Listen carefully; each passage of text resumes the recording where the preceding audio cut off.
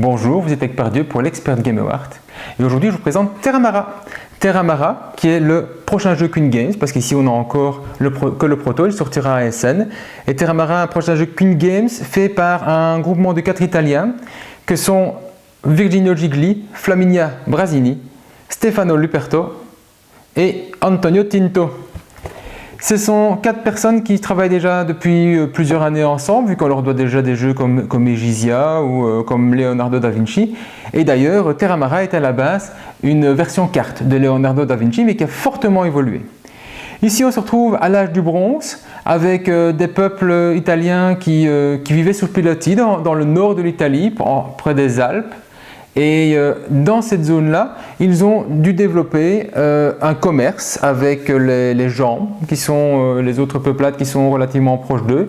Commerce qui va se faire à travers les Alpes, et on aura ainsi une voie de déplacement ici dans le jeu, qui va aussi devoir se faire à travers le Pô. C'est pour ça qu'on va avoir une voie de déplacement à travers l'eau dans le jeu. Et évidemment, ils vont devoir combattre contre des ennemis éventuels d'autres tribus. Et on aura aussi une zone de combat par rapport à tout ceci. Et au centre, on va avoir la partie de commerce, de négoce, de modification de nos ressources, de valorisation de nos ressources, parce que chaque joueur va avoir une tribu qu'il va représenter, une tribu, un clan plutôt, et ce clan va devoir se développer du mieux qu'il peut avec les ressources disponibles, qui ne sont pas toujours très simples, et avec le temps qui va passer au fur et à mesure des époques. Alors ici on a une version proto, donc la version finale sera un petit peu mieux. On a tout un cadre à l'extérieur et ce cadre aussi ne se clipse pas encore complètement, mais on aura vraiment un mode puzzle dans la version que vous aurez. Les pions ici, ce sont aussi des pions initiaux pour les tests, ils seront un petit peu plus designés, tout comme les différentes... Ici, on a simplement de petits cubes, enfin des petits jetons. On va avoir des beaux petits chariots à la place. On va avoir des espaces guerriers. Enfin voilà, une série de matériel sera améliorée dans la version finale. Faites confiance à Queen Games pour cela. Il n'y a pas de problème. Alors, le jeu va se positionner comment ça va se passer? En fait, c'est très simple. On va à son tour de jeu, chacun à son tour, donc en commençant par le premier joueur, placer un de ses membres de la tribu. Et alors, on a un membre normal et aujourd'hui, donc avec les pièces du proto, le chef de clan. Et on va placer ce membre sur une case pour récupérer les ressources. Très simple. La ressource associée, je la récupère et ensuite je vais pouvoir, grâce à ces ressources, faire l'acquisition d'une carte de développement, une carte qui va me permettre d'améliorer ma tribu. Et ces cartes se trouvent ici, pour peu qu'on ait les ressources associées. Et on va jouer ainsi jusqu'à ce qu'on ait fini de placer tous ces membres de son clan. Et alors là, on va passer à une deuxième année, une troisième, une quatrième et une cinquième. Donc on va jouer ça en 5 manches. 5 manches pour le jouer. Globalement, les pauses récoltes de ressources. Sauf qu'il y a plein de petites mécaniques qui font que c'est plus que ça. Et c'est ça qui c'est vraiment très très bien dans ce jeu-là. C'est qu'on va avoir plein de choses qui vont changer. Déjà, parlons de la mise en place. Ici, j'ai une mise en place pour 3 joueurs. C'est-à-dire qu'on va avoir une série de cases, une série d'espaces de ressources qui vont être inaccessibles. Et on a des petites zones de feu qui se trouvent ainsi.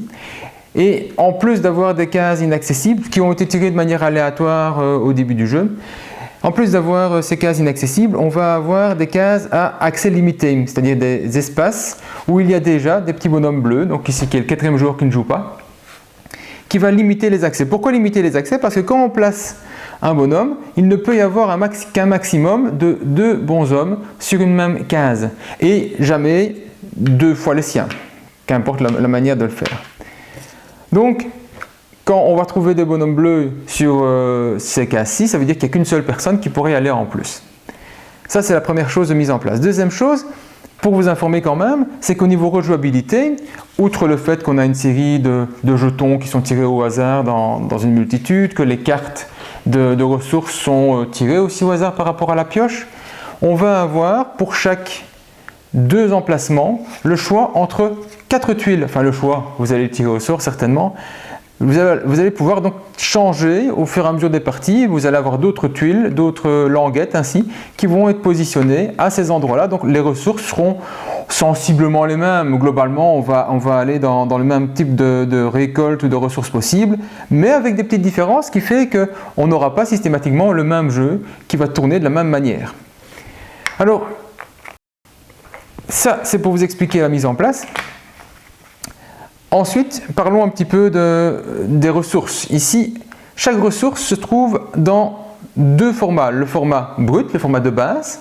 Le format brut ou de base vont vous permettre d'avoir des choses comme du bétail, du bois, de la pierre ou du minerai. Et ces ressources de base vont devoir être transformées pour avoir des ressources raffinées, des ressources plutôt de commerce. Ce sont ces ressources de commerce qui sont nécessaires pour faire l'acquisition des cartes qui se trouvent disponibles ici en bas. Donc globalement, on aura toujours besoin de ces ressources qui vont être transformées de base, qui vont être transformées. Donc soit je vais pouvoir les avoir directement raffinées dans mon jeu de placement d'ouvriers, soit je vais devoir moi-même les transformer. Pour les transformer soi-même, on va avoir besoin de ceci, c'est-à-dire d'un petit jeton qui me permettra de faire, qui est un ouvrier, qui me permettra de transformer une ressource une fois par manche. Si j'ai un ouvrier comme ceci, je peux transformer un bonhomme, enfin je peux transformer une ressource dans une autre ressource. Donc je vais pouvoir transformer mon bétail en ressources raffinées que sont la peau de bête. Et pour ce faire, je vais simplement taper ou retourner mon bonhomme sur mon espace de jeu. Ce qui veut dire que j'en ai que un au début de ma partie, au début du jeu, je vais pouvoir en faire l'acquisition. Et cette acquisition, elle se trouve ici. Elle se trouve dans chaque année, donc dans chaque manche. On va pouvoir en prendre. Alors il y en a très peu par manche, 2 par manche.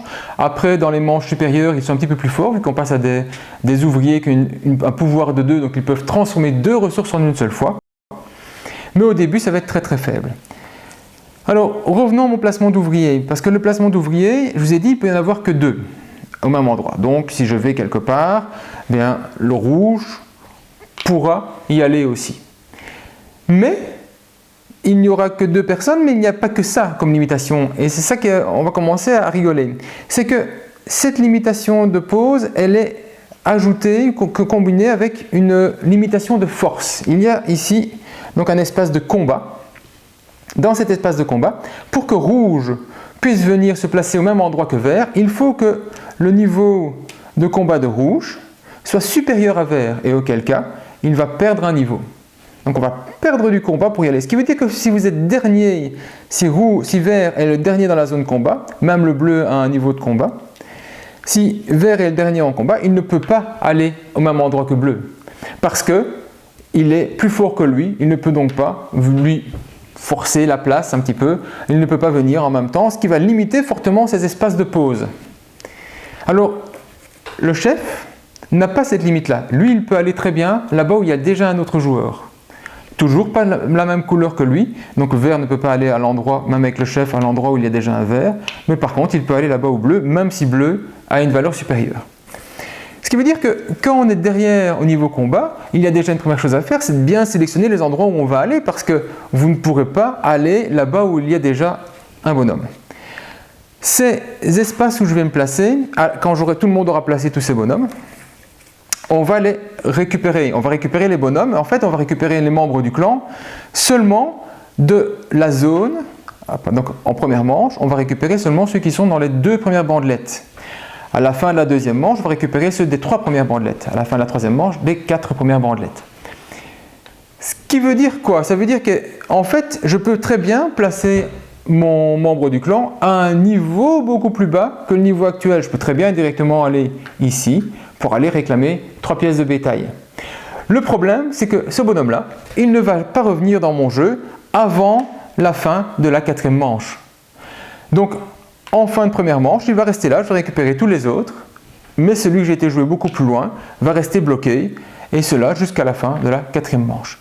Donc, première remarque, c'est que vous allez pouvoir jouer des bonhommes à des niveaux supérieurs, plus loin pour aller chercher plus de ressources, en faisant le sacrifice de les perdre pendant tout un temps. Il y a moyen aussi de jouer sur notre carte de base, donc on a un clan, une maison de clan, qui nous permettent de placer nos bonhommes. Et là, on peut le jouer autant qu'on veut, il n'y a pas de limite de position vu qu'on est chez nous, qui permettent d'avoir des effets spécifiques. Un effet de transformation d'une ressource dans sa version raffinée ou de transformer une ressource de base, une ressource brute, en une autre ressource brute. Très bien fait d'ailleurs à ce niveau-là, les différences entre les ressources raffinées et les ressources brutes. Les ressources brutes sont toujours représentées par un cercle au niveau de l'iconographie, tandis que les ressources raffinées sont toujours représentées par un carré. Ainsi, on ne se pose pas trop de questions, c'est assez clair au niveau de la symbolique, c'est toujours très agréable, ça vous évite d'aller chipoter trop dans vos règles. Donc, je place un bonhomme, une limitation de pose au niveau du nombre par case, une limitation s'il y a déjà quelqu'un d'une autre couleur associé à la zone de combat, et quand je place, je recule un niveau de combat. Le chef se met n'importe où, avec une spécificité, c'est que là où il y a un chef, il ne peut pas y avoir un autre chef qui arrive. Donc s'il y a un chef déjà quelque part, je ne peux pas amener un autre chef, et je ne peux pas non plus amener un autre bonhomme, un autre meeple de clan, parce que le chef bloque la case. Ça aussi c'est très très malin, ça veut dire que si on veut empêcher les autres joueurs de faire une action qui semble fort importante pour tout le monde, surtout quand on est devant, parce qu'on n'a pas peur alors d'aller sur des cases où d'autres personnes sont déjà, c'est qu'on va pouvoir aller tout de suite bloquer quelque chose en disant tiens, hop, je vais là, personne n'ira, d'autre que moi, parce que je suis le chef et je ne partage pas ma case avec un autre. Voilà, quelques déjà petites règles de pose très sympathiques. Et donc le bleu, comme j'ai dit, à 3 joueurs, ou à 2 joueurs, on va rajouter des bonhommes aussi, va avoir une valeur de combat qui va s'améliorer tous les tours, donc il commence à 1. Et chaque tour, chaque manche, on va tirer une carte et voir de combien il avance. Donc il va jouer avec les autres joueurs, il va rester à niveau, il va rester dans un certain niveau de tension pour bloquer les cases. Et c'est vraiment très très bien à ce niveau-là.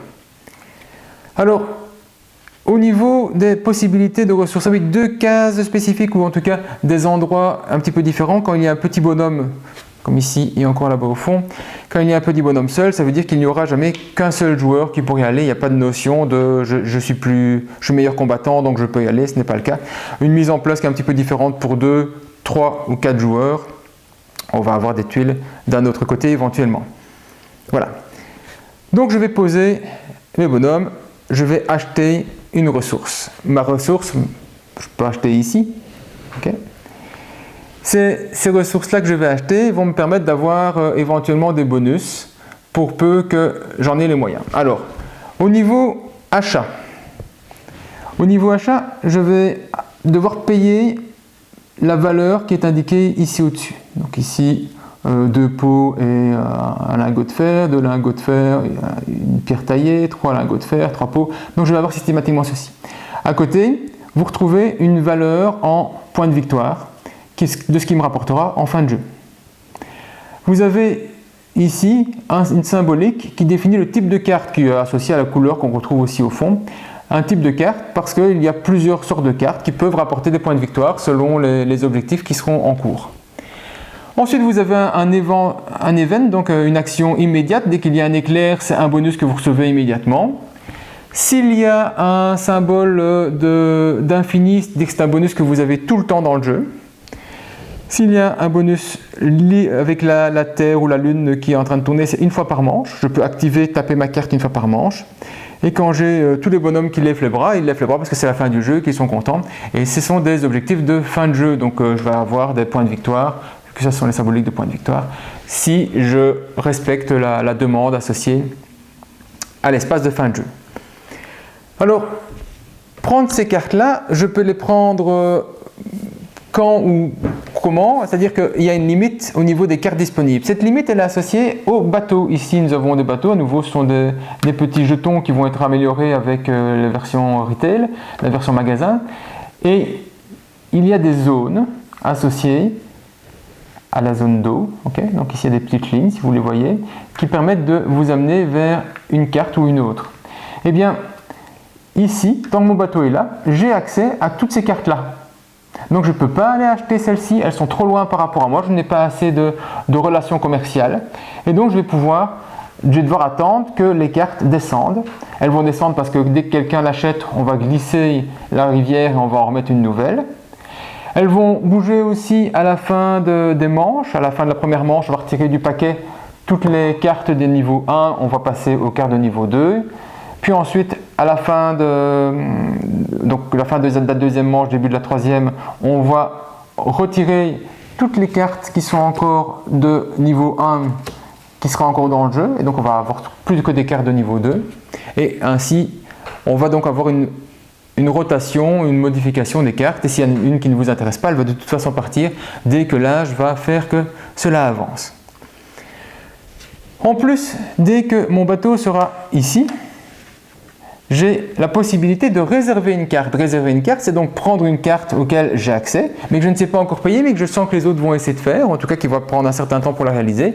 Et donc je peux la réserver et la mettre à côté de moi, la garder le temps de. Je ne peux réserver qu'une seule carte en tout dans ma main, et à la fin du jeu, si elle n'a pas été jouée, je perds 5 points de victoire. Donc toutes les cartes réservées qui n'ont pas été réalisées vont perdre 5 points de victoire. Pour la réaliser, c'est comme d'habitude, je vais placer un bonhomme. À la place d'aller payer une carte disponible, je ne peux pas en réserver une autre parce que j'en ai déjà une de réservée, je vais payer, je vais utiliser celle-ci, je vais l'acheter.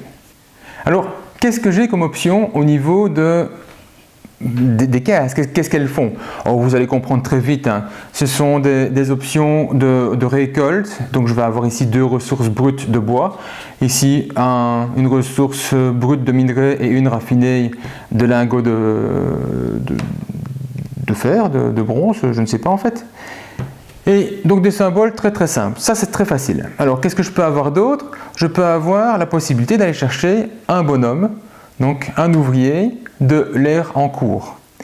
Je peux aussi devenir premier joueur. Le premier joueur ici, c'est une carte spécifique qui va donner des bonus selon la position de chacun. Donc quand je deviens premier joueur, je vais avoir ce bonus-ci, j'y viens dans un instant. Le deuxième n'aura rien, le troisième aura une avancée en culture dans les bateaux, donc c'est l'avancée ici du bateau qui va pouvoir avancer d'une case, simplement.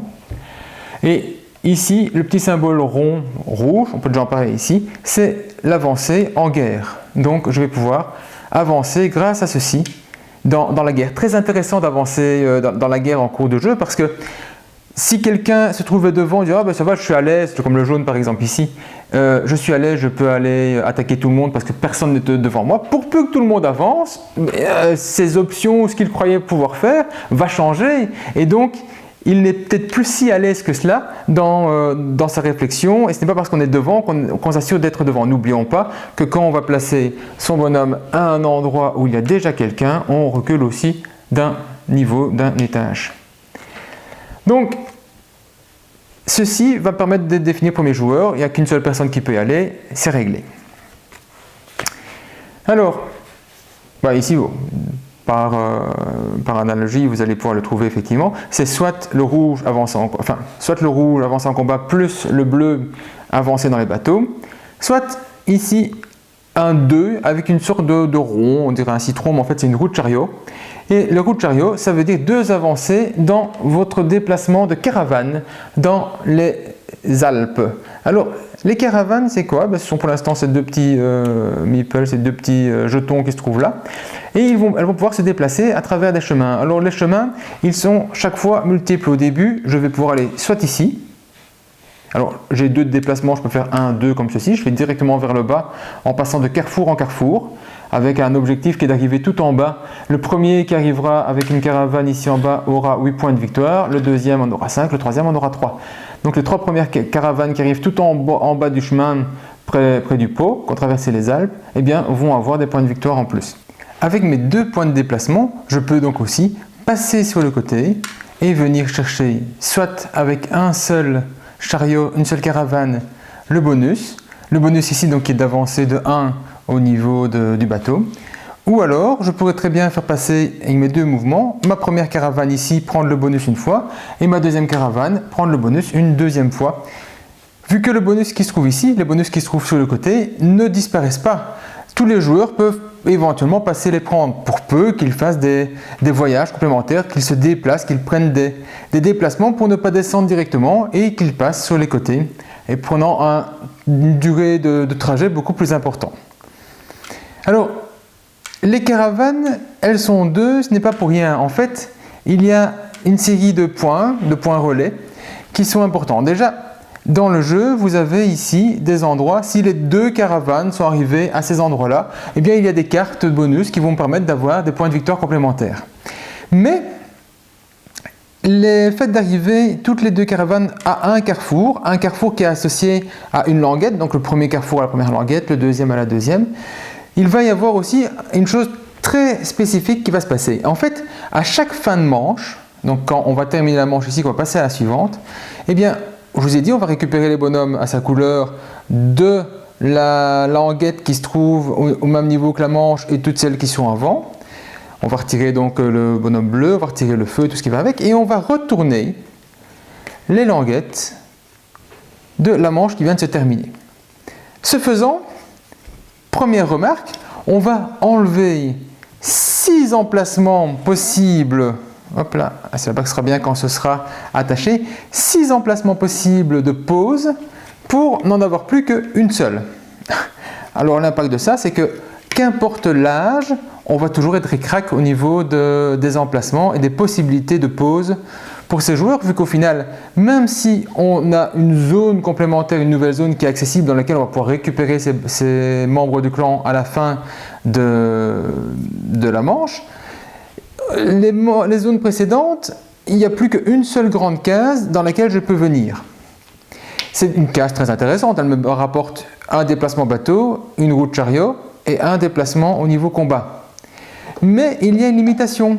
Cette limitation, c'est que je dois avoir mes 2 caravanes, et vous voyez ici le meeple qui sera utilisé quand on aura la version finale, je dois avoir mes 2 caravanes au moins au niveau du carrefour, on voit le dessin du carrefour ici, qui est à la hauteur de cette zone-ci. Donc pour pouvoir aller ici, je dois avoir mes 2 caravanes qui sont au moins arrivées à la hauteur du carrefour. Je peux en avoir une qui est beaucoup plus loin, ce n'est pas un problème, mais si j'en ai une qui serait même arrivée tout en bas et que l'autre ne serait toujours pas démarrée, je n'ai pas accès à la case. Donc, avancer au niveau de mes caravanes est une chose très importante. Très importante pour pouvoir avoir accès à une case de plus. Tous les joueurs qui ne le font pas, ben vous serez tranquille, vous dites ben là-bas c'est tranquille, je peux y aller un petit peu quand je joue avec mon bonhomme. Autre chose, ça c'est pour la partie de languette qui se trouve ici, la bandelette qui se trouve là. L'autre bandelette qui a été retournée, elle apporte quoi? Eh bien elle apporte un endroit où on va pouvoir placer son drapeau. Actuellement ce n'est qu'un petit cube, mais vous aurez des drapeaux spécifiques à placer plus tard. Eh bien si je fais le détour, à nouveau un détour par ici, donc un détour pour le bonus, un autre détour par là, à partir du moment, et seulement à partir du moment où la languette, la bandelette ici a été retournée, je peux alors placer mon petit cube, mon petit drapeau, pour dire qu'à la fin du jeu, et les petits drapeaux c'est pour la fin du jeu, à la fin du jeu, je gagnerai des points de victoire complémentaires en fonction du nombre ici de bonhommes que je vais avoir. Donc si j'ai des ouvriers, au moins 3 en valeur d'ouvrier, donc 3 en valeur d'ouvrier, ceci et ceci, ça fait 2 jetons, mais ça fait bien 3 en valeur d'ouvrier. 3 en valeur d'ouvrier, eh bien j'aurai 2 points de victoire si j'ai 5, ça m'en fera 5, si j'en ai 7, ça m'en fera 10. On gagne avec une centaine de points de victoire plus ou moins, peut-être plus, ça dépend de la force des joueurs. Eh bien donc 10 points de victoire, c'est quand même quelque chose de non négligeable. Je vais pouvoir avoir ceci. Alors je le savais à l'avance, avant même de retourner ma bandelette, parce que ici sur le côté, vous voyez l'information de cette bandelette-ci va m'apporter quoi comme objectif de points de victoire. Donc je peux déjà anticiper en me disant, mais tiens, je vois qu'ici il faudra, oula, explosion. Je vois qu'ici il faudra avoir des niveaux de combat. Le niveau de combat, on retrouve les carrés ici. Je vois plus loin qu'il faudra avoir des cartes de type fourrure. De type bois, oui, ça sont des types bois, je pense. Ce sont des cartes comme celle-ci, hein, donc qui vont me permettre d'avoir une carte bois. Et ici, des cartes de type prairie, donc les cartes vertes. Si j'en ai au moins 2, je gagne 2 points, 3, 5 points, 4, 10 points. Pareil pour le bois. Et ici, selon le niveau où je suis arrivé. Donc le niveau où je suis arrivé, ce n'est pas cette zone-ci, c'est bien sur la case spécifique. Ceci va me permettre donc d'avoir des points de victoire complémentaires. Alors, y passer avec les deux ne sert à rien. On ne va pas mettre deux cubes. Un seul cube, une seule caravane, ça suffit. Une caravane peut passer par là, l'autre peut passer de l'autre côté, ou éventuellement aller descendre plus rapidement pour aller activer ensuite le deuxième niveau quand il sera disponible d'objectifs ou de bonus. Pareillement, de l'autre côté, on voit que le prochain, quand on va retourner, quel sera le bonus? Ici, ce sera transformer deux ressources brutes en 3 ressources brutes de la même sorte. Toujours d'une ressource brute vers la même ressource. Là-bas, ce sera 2 ressources, donc 2 ressources brutes vers 3 ressources raffinées de la même sorte. 2 ressources raffinées, une ressource brute transformée en une ressource raffinée autant de fois que l'on veut. Donc on a une petite idée de ce qui va arriver au fur et à mesure que les plaquettes vont avancer. Donc au fur et à mesure du temps, les plaquettes vont se retourner, vont vous donner des espaces pour vous arrêter avec votre chariot, vont vous donner des nouveaux endroits où vous positionner, tout en enlevant 6, 1, 2, 3, 4, 5, 6, je compte 6, même s'il y a le feu ici, 6 emplacements qui vont disparaître pour être remplacés par un seul. Et donc, tout le temps dans le jeu, on va avoir toujours cette tension, cette manière de faire, dans quel ordre je vais placer les choses, qu'est-ce que je suis plus ou moins assuré de faire, qu'est-ce qui est vraiment le plus important pour moi, parce que tout est intéressant. Avoir des ressources, vous allez en avoir besoin, mais faire des changements au niveau de vos avancées dans les bateaux, faire ceci ou faire cela, tout cela sera aussi très important. Alors, les bateaux, je reviens à cela. Je vous ai dit, donc ici, je vais pouvoir avancer. À partir de cette case-ci, je vais pouvoir réserver une carte. Ici, je vais avoir un bonus. Et ici, je vais récupérer un membre de clan en plus. Donc, très important aussi d'aller jusque-là avec son bateau. On va avoir un nouveau bonus. Le bonus, c'est comme ici, il reste en place pour tous les gens en bateau. Ici, je vais pouvoir payer une de mes cartes réservées. Si vous n'en aviez pas de réservée, vous n'allez rien payer. Une de mes cartes précédemment réservées en payant une ressource de moins. Et ici, je vais avoir à ce niveau-là les 2 bonus qui se trouvent ici. Et ici, je continue plus loin. Chaque fois que je dois avancer au niveau du bateau, je vais avoir un point de victoire en plus. Donc, on a parlé de ceci, on a parlé de cela, on a parlé de cela. Les ressources, de manière globale, elles sont très simples au niveau de l'iconographie, donc je ne vais pas m'attarder sur chacune. Un petit détail, cette tuile-ci qui vous permet d'avoir 2 chefs de clan temporaires de visiteurs que vous pouvez placer pendant ce tour-là pour aller à des endroits où il y a déjà quelqu'un sans avoir de malus, de pause, de modification de votre espace de combat. Donc très important.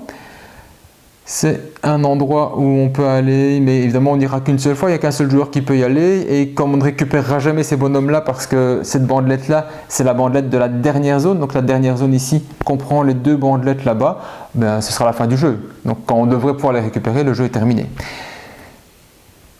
Ici, ici, ici, et il me reste ceci à vous expliquer comme chose spéciale. Alors ici, on va d'abord, en premier, on va perdre un niveau.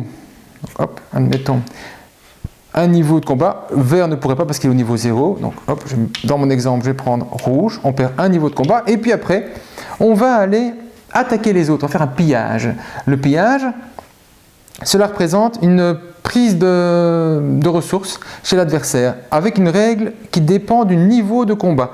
Vous voyez ici, il y a un bouclier, c'est la zone du bouclier rond.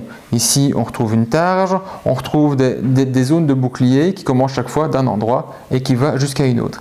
Eh bien, selon l'endroit où on est, selon où se trouvent les autres joueurs, on va pouvoir leur réclamer des ressources. Si le rouge le fait et que tous les joueurs sont ainsi sur le bouclier, donc rouge est dans cette zone-ci, donc on va regarder par rapport à cette zone-ci au niveau des symboliques de bouclier. Tous les autres joueurs qui sont dans l'espace bouclier vont devoir me donner une ressource par 5 ressources dont ils disposent. Ceux qui seraient dans cette partie-ci, avec le bouclier supérieur, me donneraient une ressource par 6, une ressource par 7, une ressource par 8.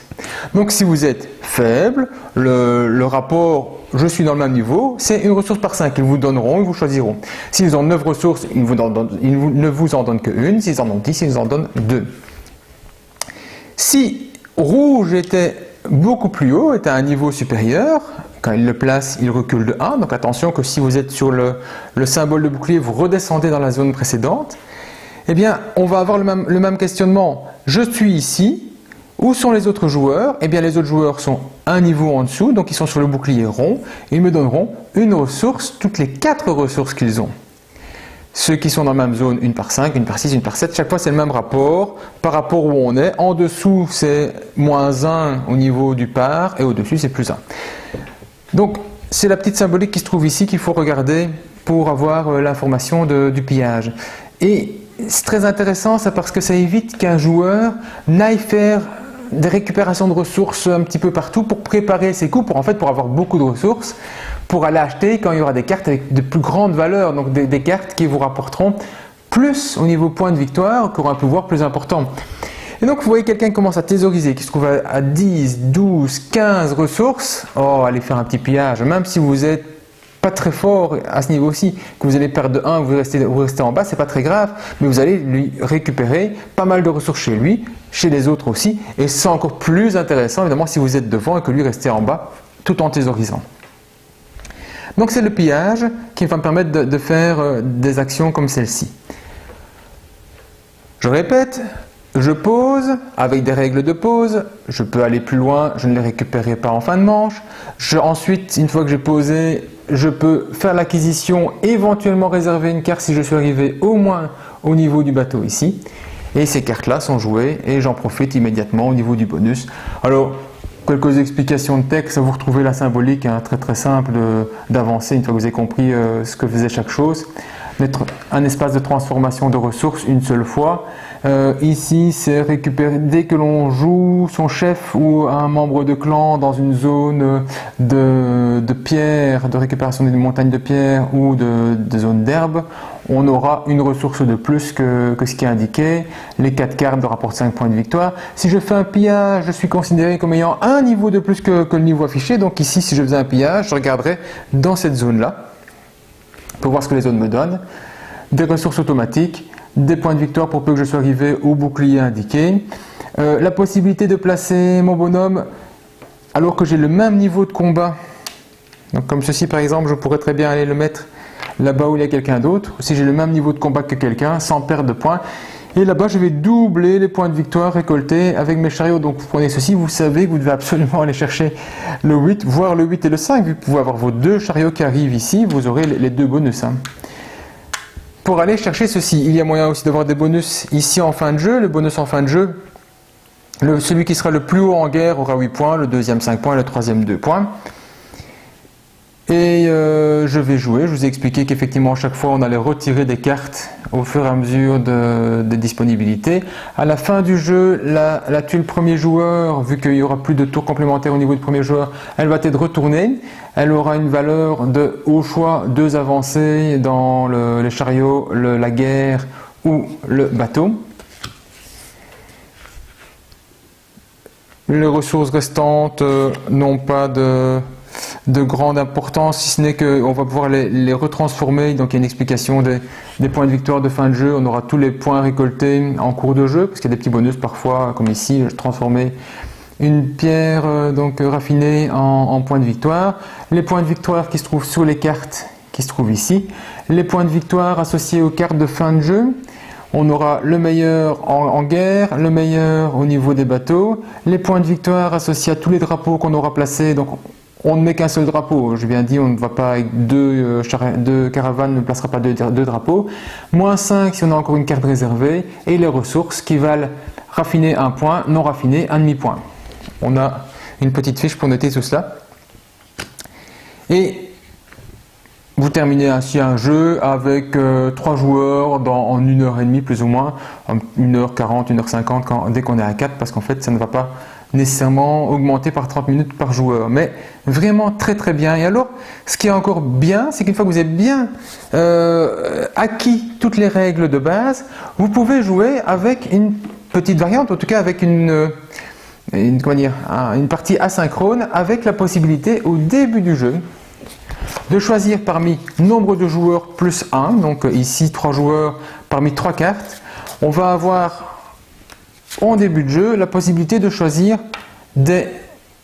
entre un être, une personne jeune qui va m'apporter un bonus, ou une valeur de départ. Donc en début de jeu, quand on fait une première partie, on commence déjà les bateaux avec la première case, on commence déjà avec une ressource de chaque, donc chaque ressource une fois en brut pour commencer. Eh bien, quand vous commencez en mode expert ou en tout cas en mode avancé, on va pouvoir, chaque joueur, choisir, mais tiens, je veux prendre ce personnage-là ou ses ressources de base, en commençant par le premier joueur et puis en revenant par le dernier joueur. Ça veut dire que ici, je vais commencer avec un bonhomme supplémentaire. Là-bas, j'ai automatiquement un chariot et quand j'avance en chariot, je fais un mouvement. J'en ai pris 4 ici au hasard, mais il y en a plusieurs par ailleurs. Je vais avoir la possibilité d'utiliser des ressources brutes pour payer mes cartes. Je vais pouvoir avoir 5 des jetons ainsi qui n'ont pas été joués, qui n'ont pas été placés sur le jeu, je les ai en tant que joueur et une fois par tour, je peux en utiliser un des 5 disponibles. Les ressources de base, donc on aura des ressources complètement différentes selon le choix de chaque joueur et la force de combat éventuellement, ce qui est très important aussi. Tout est important, c'est ça qui est très très bien. Et en début de chaque manche, avant de placer son premier homme de clan, je peux choisir de faire vieillir mon personnage. Et en faisant vieillir mon personnage, je n'ai plus accès au bonus de la jeunesse, mais je vais pouvoir avoir accès à un bonus autre. Et bien ici, à chaque fois que je place un drapeau, j'aurai 4 points de victoire. Quand je place mon chef de clan, là-bas où il y a déjà un bonhomme, j'en aurai 3 points. Si je le place seul, j'en aurai 5. Chaque fois que j'arrive sur un carrefour avec une de mes caravanes, j'ai 2 points de victoire. À chaque fois que je fais l'acquisition d'une carte de niveau 1, 2 ou 3, j'ai des points de victoire qui varient. Ça va un petit peu guider aussi votre jeu parce que entre ce que vous avez au départ, ce que vous allez pouvoir faire dans le jeu, bien, vous allez changer un petit peu la tactique, ce qui veut dire que ce jeu-ci a une rejouabilité énorme parce que aussi bien au niveau des bandelettes, aussi bien au niveau de la gestion, de la mise en place des cartes et des bonus, que l'avancée de tout ceci, que le fait que vous allez avoir des personnages différents, voilà, vous êtes tranquille pour un long moment et de nombreuses parties avec des parties fort variées, fort différentes, qui vont vraiment vous donner quelque chose de très bien et un plaisir toujours très serré parce qu'on est très embêté à ne pas savoir mettre son membre de clan là-bas où il y a déjà un bonhomme et qu'on n'a pas assez en combat. On pourrait croire que le combat est absolument obligatoire, il est très important, mais on peut faire sans, parce qu'alors du coup on va s'obliger à jouer sur d'autres cases, on va jouer peut-être plus rapidement sur des zones libres, tant qu'elles sont libres alors qu'elles sont peut-être secondaires, pour accumuler des ressources et avancer peut-être plus dans les chariots, faire plus dans les bateaux, que sais-je. Les options sont vraiment nombreuses et le fait d'être premier joueur, c'est très très important parce que ça vous fait l'assurance de placer un bonhomme où il n'y a personne. Outre le fait qu'il y a plein de cases qui sont très très recherchées par les joueurs, le fait d'aller chercher des ouvriers qui vous permettent de transformer, sans transformation, vous ne faites pas l'acquisition de cartes de développement.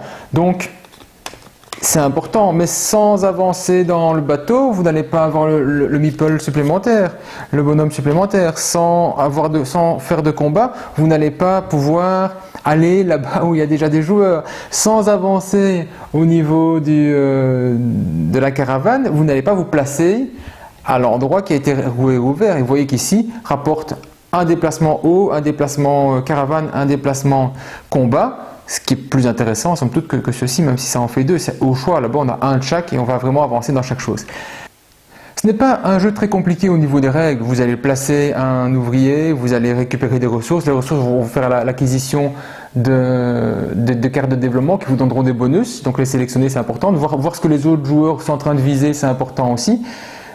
Mais il y a tellement peu de place.